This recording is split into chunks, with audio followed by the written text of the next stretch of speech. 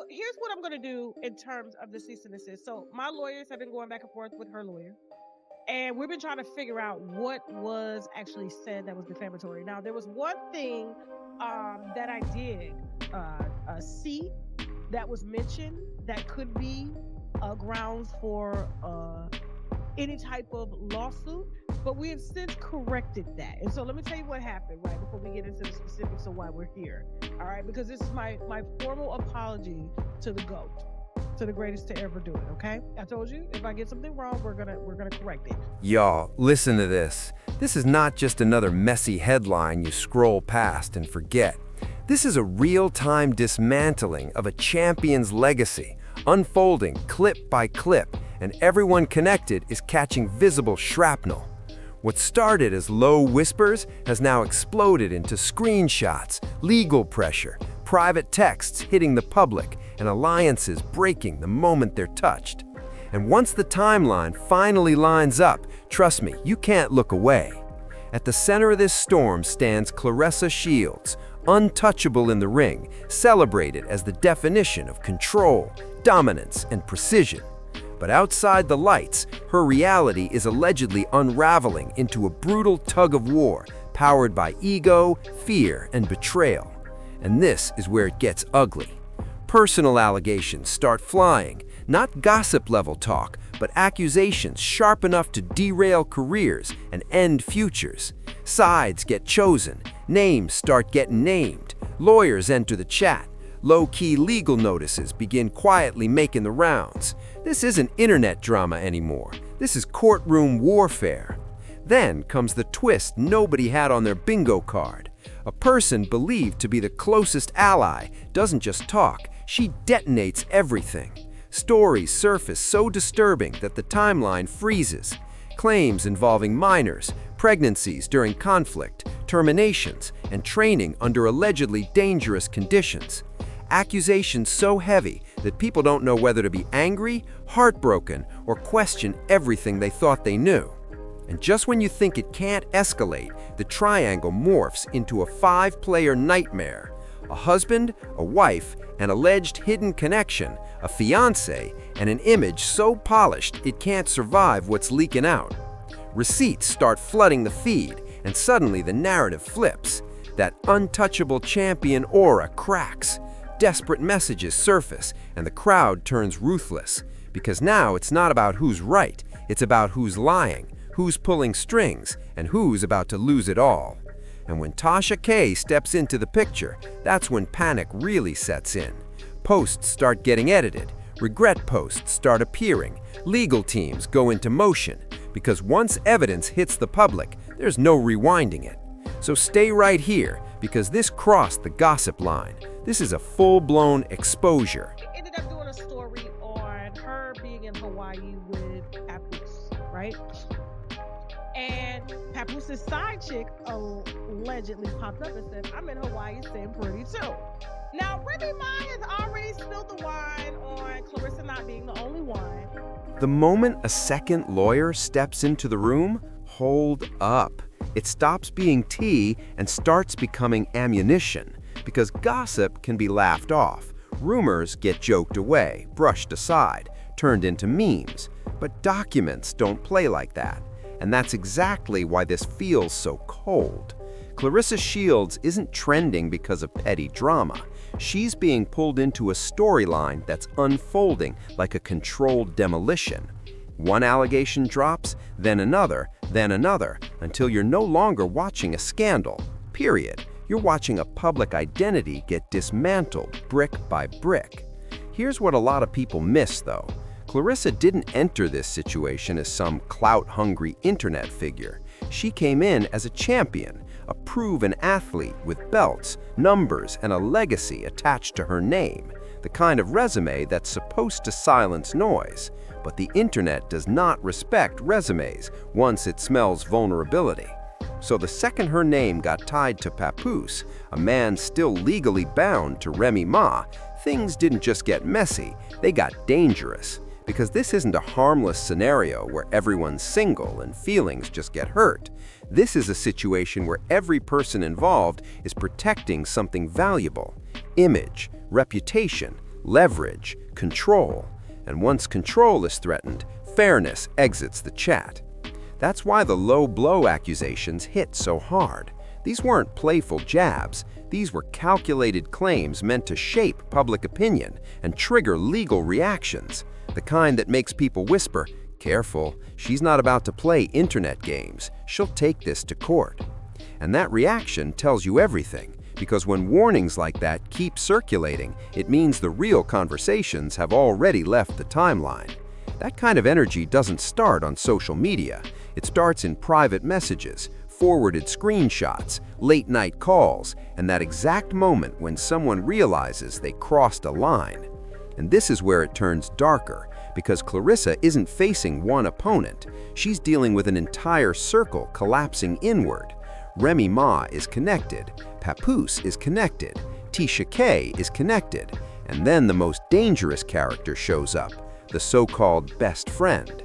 Because strangers can lie, and enemies can exaggerate, but when someone claiming access to your real life speaks out, the audience stops calling it gossip and starts calling it believable. That's exactly why the Jada angle detonates the way it does. The accusations tied to Jada aren't light talk. They're heavy, unsettling claims, the kind that silence rooms instantly. Allegations involving age, exploitation, pregnancies, and decisions made in chaos. True or not, the damage is immediate, because once that kind of claim hits the public, it can't be quietly walked back. It forces viewers into an uncomfortable split screen. On one side, Claressa is the unstoppable champion. On the other hand, Claressa is the center of a narrative she never signed up for. And right there, the argument shifts, because now it's not just about cheating or secret relationships, it becomes a darker question altogether. If someone sat on information like that for years, why release it now? Revenge, relevance, or pressure finally snapped once relationships imploded. And that's where the Papoose-Remy-Claressa triangle stops being a triangle. It starts looking like a pentagon, because suddenly everyone has an extra connection, an extra situation, an extra motive. Remy and Papoose are still legally married. That alone is explosive. Remy is rumored to have her own alleged involvement. Papoose is rumored to have emotionally drifted toward Claressa. Claressa has a fiancé still in the frame. And whatever love story people imagined freezes over. What's left is power and positioning.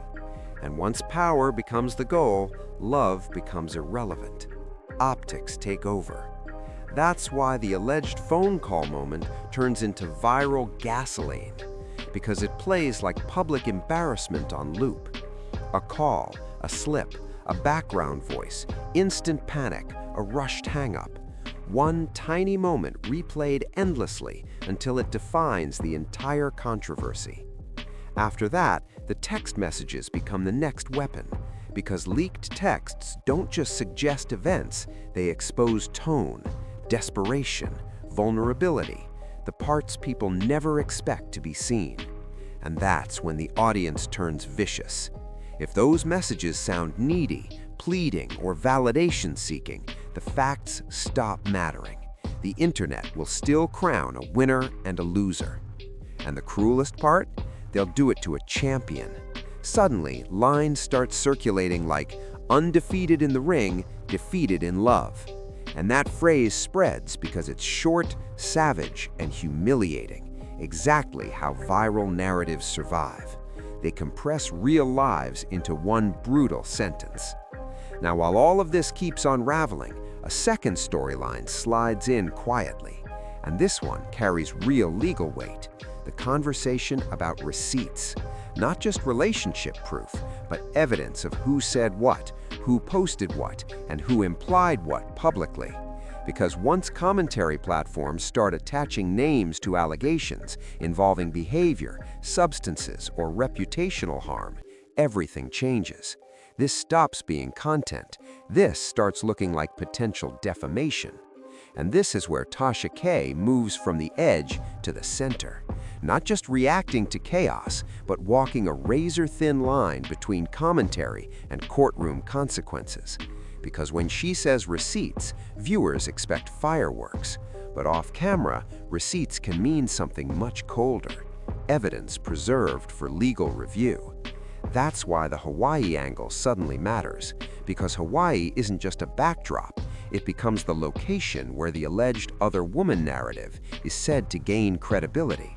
It turns into the visual anchor, the place people point to when they say this stopped feeling like a rumor and started feeling real. We posted the video of Claressa's man who's married, because she is technically dating a married man, which is a mistress, which is she's a champion and a side bitch at the same time, no allegedly, okay? He's still married to Remy, and you are very much thirsty, okay? Like I said, this is my formal apology. And really pay attention to how this is being framed. Even in that clip, it unfolds like a chain reaction. Hawaii, Papoose, another woman, Remy already speaking out. Not a clean romance, but a tangled narrative where Claressa is allegedly not even the main focus. And that's exactly why public perception becomes so dangerous. Because the second the "not the only one" storyline sticks, her role shifts instantly. She's no longer positioned as the new relationship. She's labeled as one of many. And that's when the humiliation starts creeping in. Not because she doesn't have the right to date who she wants, but because the optics connect her to a man who is still legally married, and the internet turns that into a punchline. But punchlines don't stay funny for long. They morph into legal pressure. Because now, media platforms aren't just reporting sightings or connections. They're assigning motives. They're locking people into roles. They're reading power moves into every detail. Take the blunt of this. And so something was posted alleging that Claressa smoked on our platform, and that is not true. To my knowledge, Claressa hasn't smoked any weed. To my knowledge, Papoose didn't give her any weed. And so that was damaging, right? And so I apologize for that, Claressa, and apologize that came out on my platform. And so we have since changed the caption to something that was directed at what was in the content. And I told my team, don't be adding nothing extra. Don't be adding that. I know you're messy. That's why I hired y'all, but don't add nothing extra, because then it costs me extra. And then I got to pay these lawyers, and these lawyers be $600 an hour. $600 an hour. Do you understand me? Because at this stage, this isn't just noise anymore. It's a public label being stamped, involved with a married man, still legally tied to Remy. And then comes the red flag everyone notices: the official apology. Apologies don't appear when situations are harmless. They surface when someone realizes the storyline has crossed into dangerous ground. And that's exactly where this section is meant to leave you, not with answers, but with a warning disguised as a question.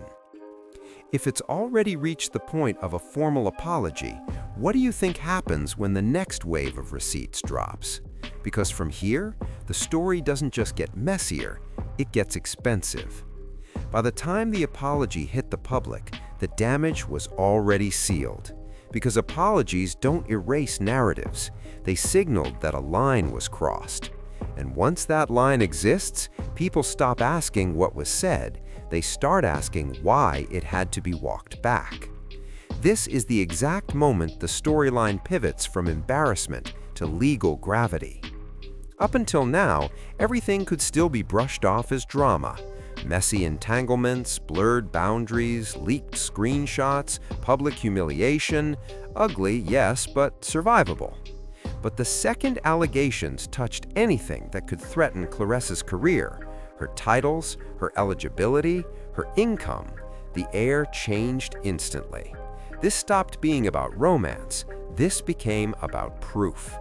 And the substance angle is where the situation turns explosive. Because now the conversation isn't about feelings, it's about tests, limits, regulations, and penalties. A swab, a sample. One result is clearing a name, another ending everything. With a world-class athlete caught in the center of a claim she says is false. That's when it stops feeling chaotic and starts feeling calculated. Because when accusations put championships on the line, the jokes vanish. Lawyers get called quietly. Teams move fast. Captions get dissected. Old posts get rechecked. Screenshots get archived. Not for clicks, for protection. And that's exactly why Tasha K's platform becomes impossible to ignore. Not because she created the storm, but because her reach amplified it. And amplification always comes with accountability. Which is why this interview moment matters so much, because it captures the exact second where commentary collides with consequence.